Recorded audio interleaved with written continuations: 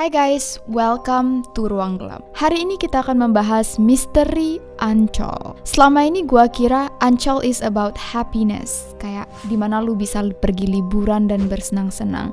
Tapi ternyata banyak banget kisah-kisah horor yang melatar belakangi Ancol ini. Sebelum kita mulai cerita misteri Ancol, one bumper.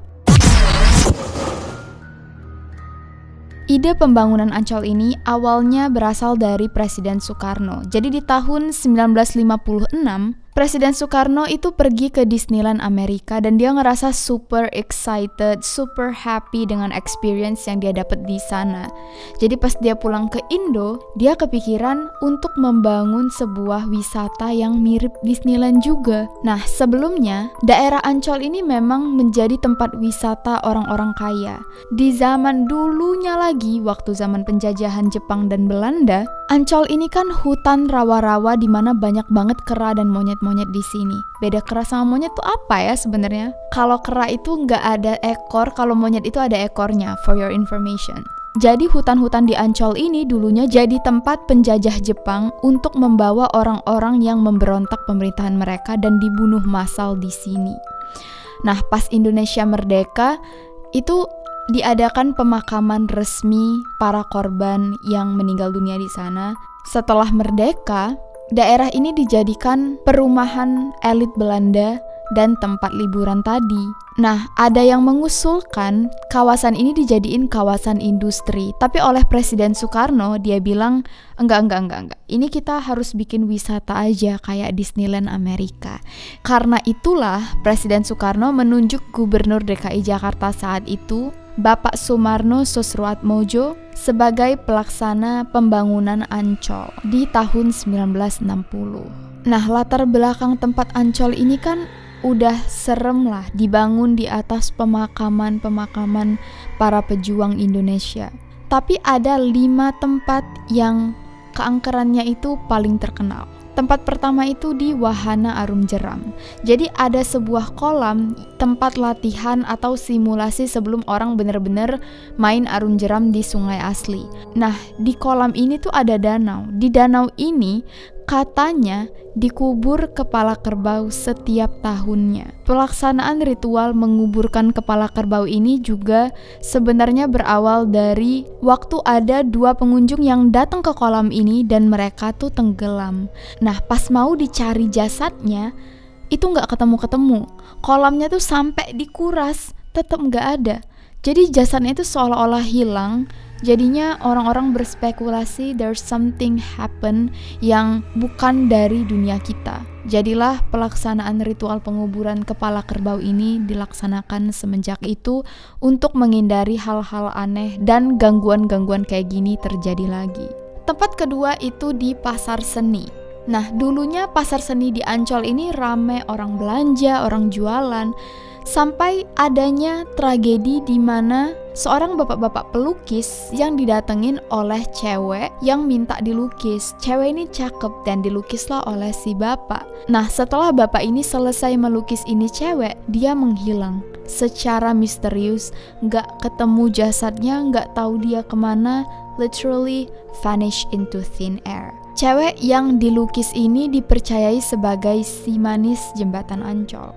Nah, asal mula cerita si manis jembatan Ancol ini, katanya di tahun 1870 atau 1871 saat Ancol masih jadi tempat wisata orang-orang kaya, itu ada cewek yang dibunuh oleh bapak-bapak kaya. Cewek ini namanya Arya dan dia ini waktu dibunuh jasadnya itu nggak ditemukan dimanapun. Entah dilenyapkan, entah disembunyiin. Jadinya arwahnya itu gentayangan dan sering lewat di jembatan Ancol. Jadilah Arya ini dipanggil sebagai si manis jembatan Ancol, yang penampakannya super populer sampai dibikin filmnya. Gua personally belum pernah nonton si manis jembatan Ancol sih. Bagus nggak sih filmnya? Tempat ketiga itu adalah kuburan Belanda yang namanya Ereveld. Gua nggak tahu gimana spell Ereveld. Letak kuburan ini tuh di sebelah pantai Karnaval. Kuburan ini tuh nggak serem, literally bersih.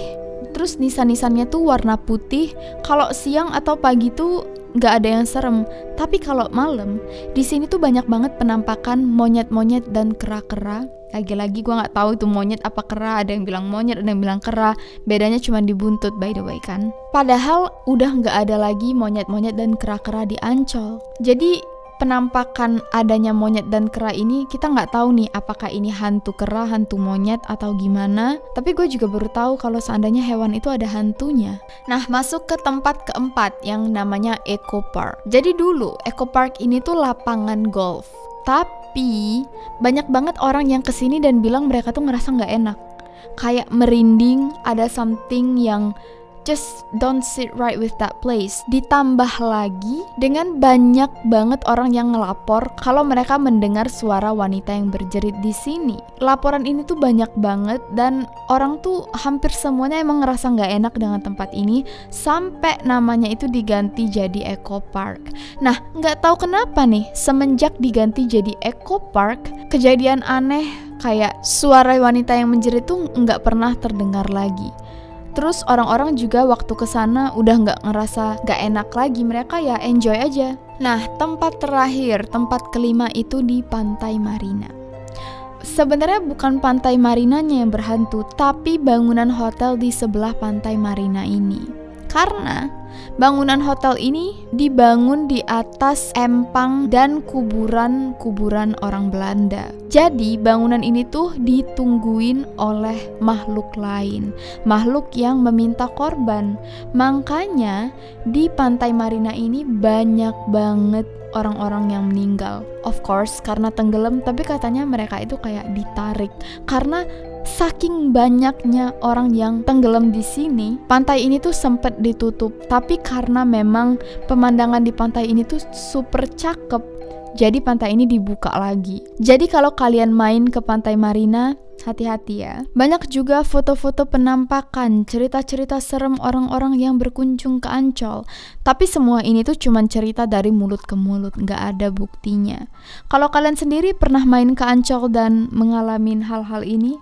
Selama ini gue kira tempat-tempat angker itu cuman hospital, sekolah, atau mall. Tapi sekarang kita ngebahas tentang tempat taman bermain gitu kan. Bener-bener gak cocok history yang kelam dan taman bermain ini.